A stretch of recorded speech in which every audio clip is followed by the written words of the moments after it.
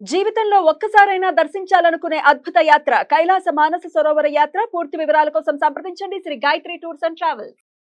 Hi viewers, welcome to our channel. ప్రస్తుతం మనతో పాటు ప్రముఖ సోషల్ యాక్టివిస్ట్ కృష్ణ కుమార్ గారు ఉన్నారు. వారితో ఒకసారి మాట్లాడదాం.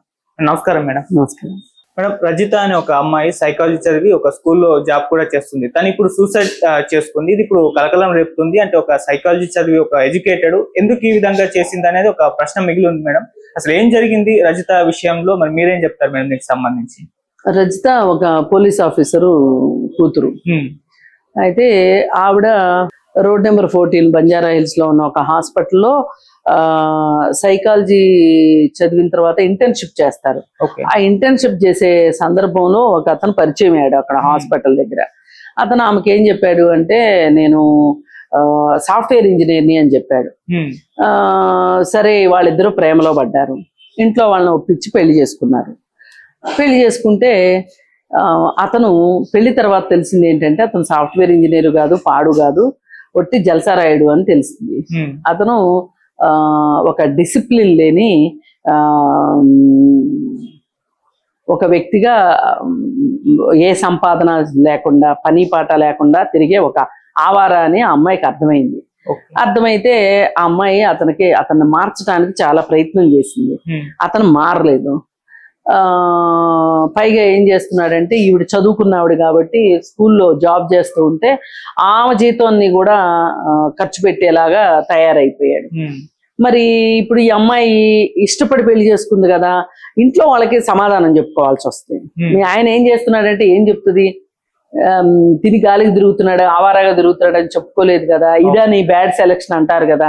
అందుకని చాలా ప్రయత్నం చేసి అతను మారకపోయేసరికి వాళ్ళ అమ్మ నాన్న వాళ్ళ కుటుంబంలో వాళ్ళతో కూడా అమ్మాయి డిస్కస్ చేసింది. చేస్తే ఆ అబ్బాయి తల్లిదండ్రులు వాళ్ళు ఏమన్నారంటే అతన్నే సపోర్ట్ చేశారు. ఇక దాంతో ఆమె చాలా ఒక రకంగా నిరాశ నిస్పృహతోటి, ఇప్పుడు నిరాశ నిస్పృహ వచ్చినప్పుడు ఏ మనిషి అయినా ఏం చేస్తారు? ఆత్మహత్య ప్రయత్నం చేస్తారు. అలా ఆమె నిద్ర మాత్రలు మింగి ఆత్మహత్య ప్రయత్నం చేసింది. చేసేసరికి అప్పుడు హాస్పిటల్ నుంచి వాళ్ళ అమ్మ వాళ్ళు పిల్ల కాపాడుకుంటే చాలు అని ఇంటికి తీసుకెళ్లారు. తీసుకెళ్లి వాళ్ళు ఏం చేశారు అంటే, మళ్ళీ ఆత్మహత్య ప్రయత్నం ఏమన్నా చేస్తదేమోనని చెప్పి వాళ్ళు ఆ అమ్మాయిని ఒక రూమ్ లో పెట్టి తలుపులు వేసేసారు. వేసేస్తే ఆ అమ్మాయి ఏం చేసిందంటే బయటికి రావడానికి లేదు. ఏంటి ఇలా నా జీవితం ఇలా అయిపోయింది అనుకుందో, లేకపోతే ఆ అమ్మాయి ఆల్రెడీ బాగా డిప్రెషన్ లో ఉన్నట్లుంది. ఇంకా అసలు ఇంట్లోంచి బయటపడడం ఒక పరిష్కారం అనుకుందో ఏమో అర్థం కాలేదు. ఏం చేసింది, 4వ అంతస్తు గదిలో పెట్టేసరికి 4వ అంతస్తులో నుంచి కిటికీలో నుంచి చీర వేసి ఆ చీర ద్వారా జారాలని చూసింది. అది ఎక్కడో పట్టు తప్పినట్టుంది, కింద పడిపోయింది, బాగా గాయాల పాలైంది. హాస్పిటల్కి తీసుకెళ్తే బ్రెయిన్ డెడ్ అని చెప్పారు. ఇప్పుడు బ్రెయిన్ డెడ్ అంటే అర్థం ఏంటంటే చావు కాదు, బతుకు కాదు, త్రిశంకు స్వర్గం అన్నమాట.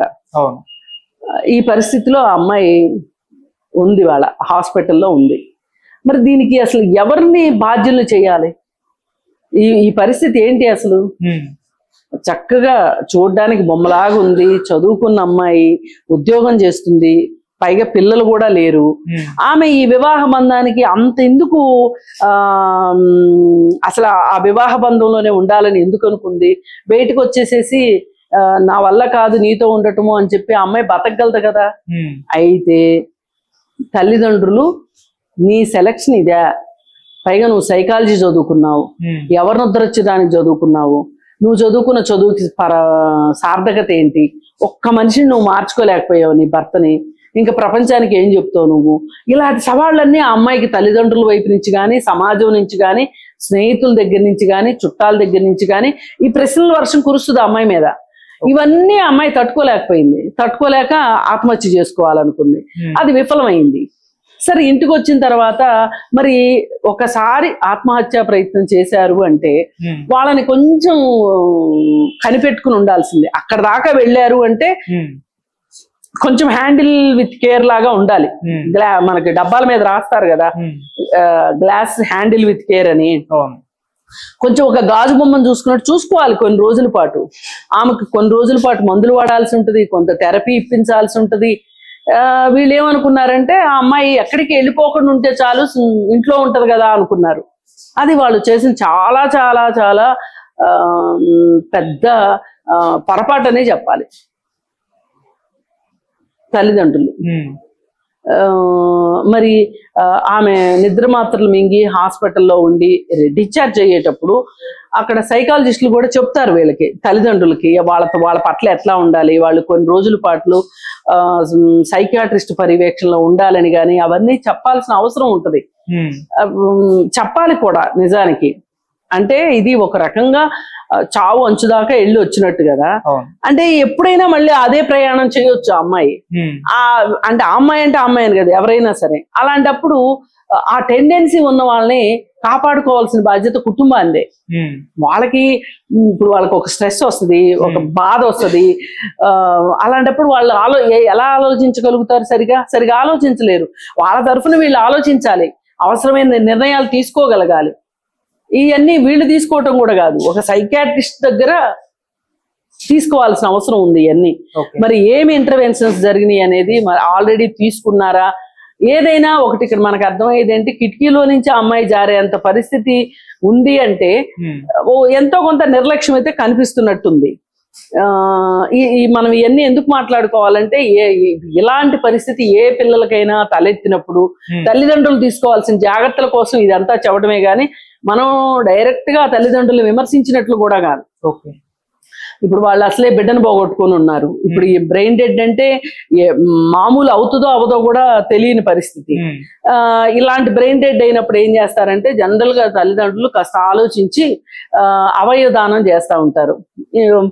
అలా చేస్తే కనీసం మా అమ్మాయి 4-5 బతికింది అని వాళ్ళల్లో చూసుకుంటానికి చేస్తారు. మరి ఈ తల్లిదండ్రులు ఏ నిర్ణయం తీసుకుంటారనేది మనకి ఇంకా తెలియదు. అయితే ఈ సందర్భంగా మనం మాట్లాడుకోవాల్సిన ఇంకో విషయం ఉంది. ఈ పెళ్లిళ్ళు చేసుకునేటప్పుడు వీళ్ళు సెలెక్ట్ చేసుకునేటప్పుడు ఈ బంధాన్ని నిలుపుకునే బాధ్యత వీళ్ళ మీద ఎక్కువగా ఉంటదని కూడా వాళ్ళు నమ్ముతారు. అదే ఈ పెళ్లి కనుక వాళ్ళ నాన్న చేసున్నాడు అనుకోండి, ఈ అమ్మాయి వాళ్ళ నాన్న మీద భారం పెట్టేది, ఎందుకు ఇలాంటి వాడిని చేసావు, నా జీవితం ఇలా అయిపోయింది అది ఇదని బాధపడి ఉండేది.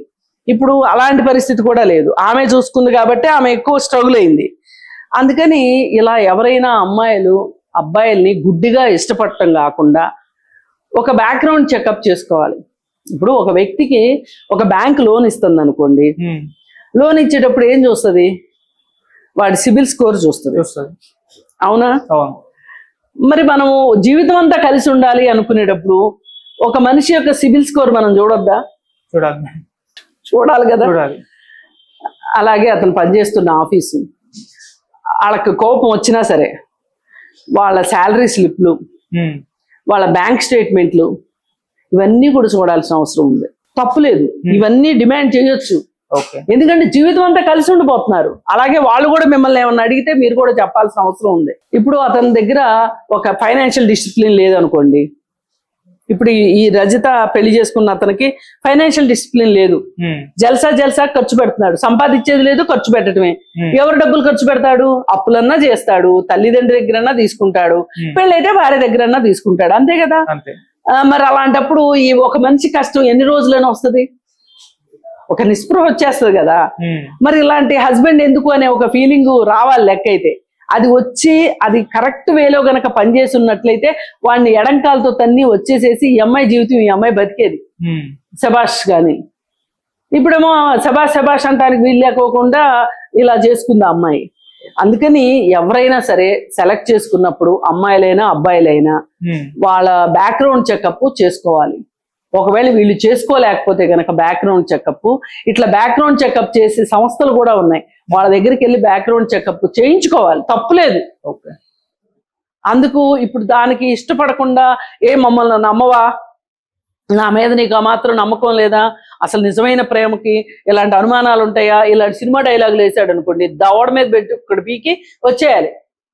ఎందుకంటే నికార్స్ అయినోడైతే చూసుకో అంటాడు, అక్కడ ఇగోకి వెళ్ళడానికి లేదు. అలాగే ఆమె ఉద్యోగం చేస్తుంది అనుకోండి, ఆమె కూడా అడగొచ్చు, తప్పులేదు, అంతే కదా. అందుకని ఏది ఏమైనా ఈ కేసు ద్వారా అర్థమైంది ఏంటి అంటే మానసిక ఆరోగ్యం ఎంత ఇంపార్టెంటో, మానసికంగా కుంగిపోతే వాళ్ళు జీవితాలను అంతం చేసుకోవడానికి వాళ్ళు ఏ విధంగా ప్రయత్నిస్తారో అర్థమైంది. అలాగే ఇలా అమ్మాయిలు మోసపోకుండా ఉండాలి అంటే అబ్బాయిల దగ్గర నుంచి తీసుకోవాల్సిన జాగ్రత్త ఏంటంటే అతని సిబిల్ స్కోర్ ఏంటి, అతని ఫైనాన్షియల్ డిసిప్లిన్ ఏంటి, అతను చెప్తున్న నిజాలా అబద్ధాలా, ఎక్కడ ఉద్యోగం చేస్తున్నాడు, ఆ ఉద్యోగం చేసేది కరెక్టా కాదా, ఆ చెప్పిన శాలరీ కరెక్టా కాదా, అతను టేక్ హోమ్ శాలరీ ఎంత ఉంది. ఇప్పుడు 100 ఈఎంఐలు పెట్టుకొని ఇంటికి ఏం జీతం పట్టుకెళ్తాడు, అసలు ఈఎంఐలు ఎందుకని. ఇప్పుడు కొంతమంది ఏంటంటే పర్సనల్ లోన్ పెట్టి గోవా ట్రిప్పులకి వెళ్ళే వాళ్ళని చూస్తున్నాం. ₹1,00,000 అయిపోతాయి. ఈ ₹1,00,000 అప్పు నెలకు 10,000 చొప్పున తీస్తే సంవత్సరం పట్టుద్ది. ఈ లోపే మధ్యలో ఇంకెవడో వస్తాడు, నేను లోన్ ఇస్తాను నేను లోన్ ఇస్తాను. మనకు కూడా మెసేజ్లు వస్తుంటాయి కదా, అప్రూవ్ అయిపోయి రెడీగా ఉంది, మీరు ఓకే చెప్పడమే ఆలస్యం అన్నట్టు చెప్తారు, ఇస్తారు లోన్లు. మళ్ళీ మన దగ్గరే కదా మనం తీసుకున్నప్పుడు కట్టాలి కదా. ఈ పరిస్థితుల్లో ఈ మధ్య కాలంలో సంపాదన లేని వాళ్ళకి ఫైనాన్షియల్ డిసిప్లిన్ ఉండట్లేదు, సంపాదన ఉన్న వాళ్ళకి కూడా ఫైనాన్షియల్ డిసిప్లిన్ ఉండట్లేదు. ఇప్పుడు ₹1,00,000 సంపాదిస్తున్నాడు, 60-70 ఈఎంఐలకు పోతున్నాయి అనుకోండి, ఏంటి ఉపయోగం? ఈ ఈఎంఐలు కూడా ఏంటి, నేను చెప్పినట్టు ఫారిన్ టూర్లో, జల్సాలో, అది ఇది కాదనుకుంటే క్రికెట్ బెట్టింగ్ లో ఇవి చేస్తున్నాడు అనుకోండి, ఇంకెక్కడ ఉంటాయి డబ్బులు? లెక్కకు మించి బట్టలు కొనుక్కోవడము, షూస్ కొనుక్కోవడము, పబ్బులకి వెళ్ళడము, ఇవన్నీ ఉన్నాయి అనుకోండి, ఎక్కడ ఉంటాయి? జీతం ఎక్కడ సరిపోద్ది? ఫైనాన్షియల్ డిసిప్లిన్ చాలా చాలా అవసరం ఏ వ్యక్తికైనా సరే.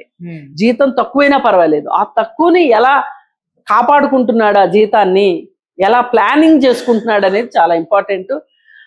ఈ విషయంలో అమ్మాయిలు కానీ అబ్బాయిలు కానీ జాగ్రత్తగా ఉండాలని చెప్తాను. Right madam, thank you so much. Thank you.